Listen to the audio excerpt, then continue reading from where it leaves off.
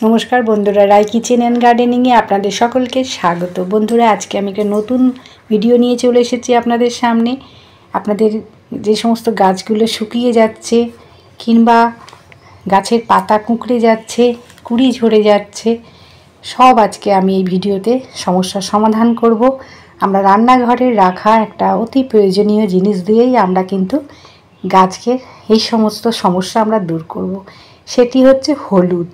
এই হলুদ আমরা গাছে কি ভাবে আমরা ব্যবহার করব সব আজকে আমি এই ভিডিওতে আপনাদের জানাবো। আপনাদের সকলকে স্বাগত আমার এই ভিডিওটি দেখার জন্য।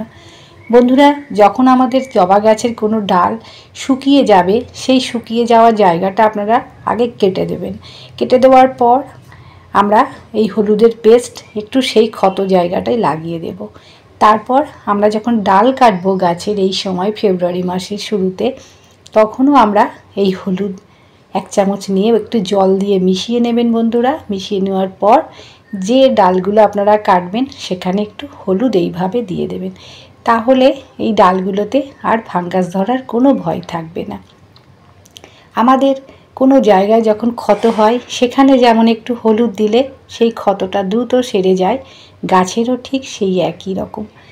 তারপর আমরা দেব টবের মাটিতে। টবের মাটিতে অনেক সময় পিঁপড়ে, তার সাথে নানান ধরনের পোকামাকড়ের উপদ্রব হয়, সেগুলো একেবারেই চলে যাবে।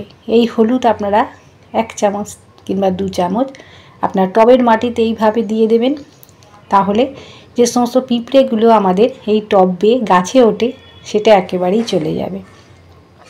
তারপর আমরা দেব একটু অ্যালোভেরার সাথে অ্যালোভেরা পাতা ছোট ছোট করে কেটে নেবেন। নিয়ে 1 চামচ হলুদ আপনারা একটা পেস্ট বানিয়ে নেবেন। এই জলে এইভাবে একটু গুলে নেবেন।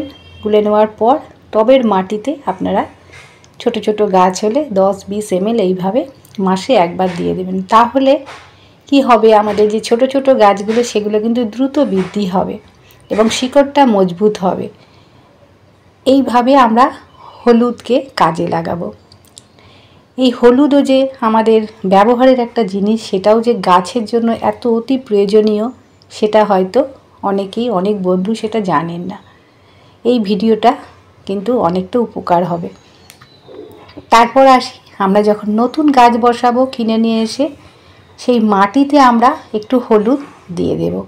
তাহলে আমাদের শিকড়ে জবা গাছের কোনো ফাঙ্গাস ধরার ভয় থাকবে না। বর্ষার সময় অনেক গাছ আমাদের এইভাবে ফাঙ্গাস ধরে নষ্ট হয়ে যায়, সেটা কিন্তু একেবারেই হবে না। এইভাবে একটু হলুদ মিশিয়ে আপনারা মাটিটা তৈরি করবেন, করে গাছ বসিয়ে দেবেন। তাহলে কিন্তু একটা গাছও আমাদের মারা যাবে না। তারপর এই যে কুঁড়িগুলো গাছের আমাদের অসময়ে ঝরে যায়, নানান কারণ আছে তার সাথে, যেমন মিলিবাগ, মাছি নানান ধরনের, তার সাথে মাকড়। এই মিলিবাগের জন্যই কিন্তু আমাদের গাছের কুঁড়িগুলো ঠিক ফোটার আগে ঝরে পড়ে যায়। কুঁড়ির যে রস সেটা কিন্তু এই মিলিবাগ সম্পূর্ণ খেয়ে নেওয়ার ফলে তার সাথে আবার থাকে পিঁপড়ের উপদ্রব। এই দুয়ে মিলিয়ে আমাদের গাছের কুঁড়িগুলো সব ঝরে পড়ে যায়। এই মিলিবাগকে আমরা এই হলুদের দ্বারা গাছ থেকে খুব সহজেই দূর করব। এই যে দেখুন, এই মিলিবাগগুলো খাওয়ার জন্য আবার পিঁপড়ের উপদ্রব গাছে। আর আমরা যদি ঘরোয়াভাবে এইভাবে গাছ থেকে সব ধরনের পোকামাকড় দূর করতে পারি, তাহলে কিন্তু আমাদের গাছগুলোও খুব সুন্দর থাকবে।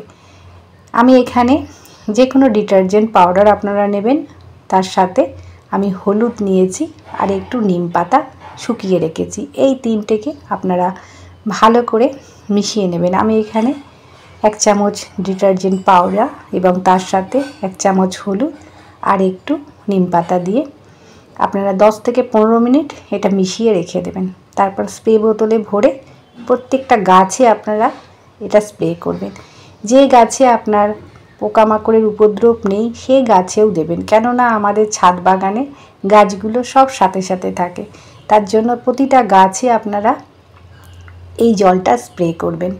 এবং আমাদের যে হলুদ সেটা 1 চামচ নিয়ে জলের সাথে মিশিয়েও আপনারা সপ্তাহে 1 দিন করে প্রতিটা গাছে স্প্রে করবেন। তাহলে গাছের আশেপাশে কোনো পিঁপড়ে কিংবা মাকড় কোনো কিছুই উপদ্রব হবে না গাছে। এইভাবে যদি আমরা একটা হলুদ দিয়েও গাছের নানান সমস্যা দূর করতে পারি।